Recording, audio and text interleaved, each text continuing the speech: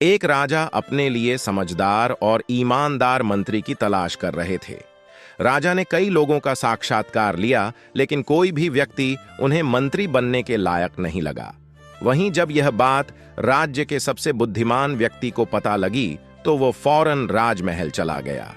राजा से मिलकर उसने कहा, मैं इस गांव का सबसे बुद्धिमान व्यक्ति हूं और मैं आपका मंत्री बनने के काबिल हूं।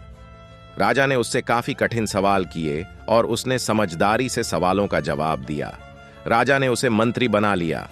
एक दिन मंत्री को रास्ते में एक बूढ़ा इंसान मिलता है जिसके पास 3 गठरी होती है।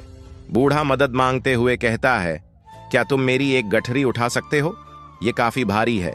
वह बुजुर्ग की मदद करने के लिए हां कर देता है और एक गठरी उठा लेता है। मंत्री बुजुर्ग से पूछता है कि आखिर इसमें क्या है जो ये इतनी भारी है? बुजुर्ग ने कहा, इस गठरी में सिक्के हैं। आगे एक नदी आती है जिसे पार करना होता है। बुजुर्ग कहता है, क्या तुम मेरी दूसरी गठरी उठा सकते हो?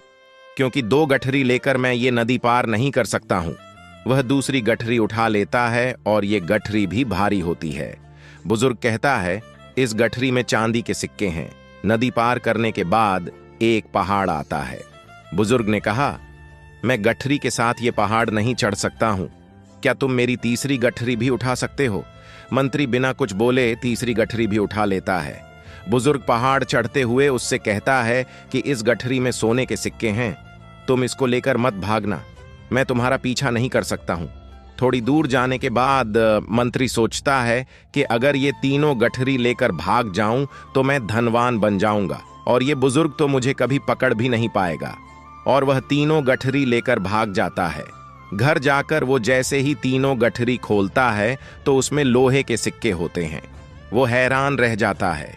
कुछ देर बाद उसके घर बुजुर्ग आ जाते हैं और उससे कहते हैं कि तुमने लालच में आकर मेरी तीनों गठरी चुरा ली। मंत्री गुस्से से कहता है कि तुमने झूठ बोला, इन गठरी में सोने और चांदी के सिक्के नहीं हैं। बुजुर्ग हंसते हुए अपने असली वेश में आ जाते हैं। वह कोई और नहीं बल्कि राजा रहते हैं। राजा कहते हैं, तुम बुद्धिमान थे इसलिए मैंने तुम्हें अपना मंत्री नियुक्त किया, लेकिन तुम्हारे अंदर ईमानदारी बिल्कुल नहीं है, इसलिए तुम मेरे मंत्री बनने के लायक नहीं हो। राजा की ये बात सुनकर उसको अपनी गलती पर खूब पछतावा हुआ। सीख, लालच में आकर हम अपना ही नुकसान कर बैठते हैं, इसलिए हमेशा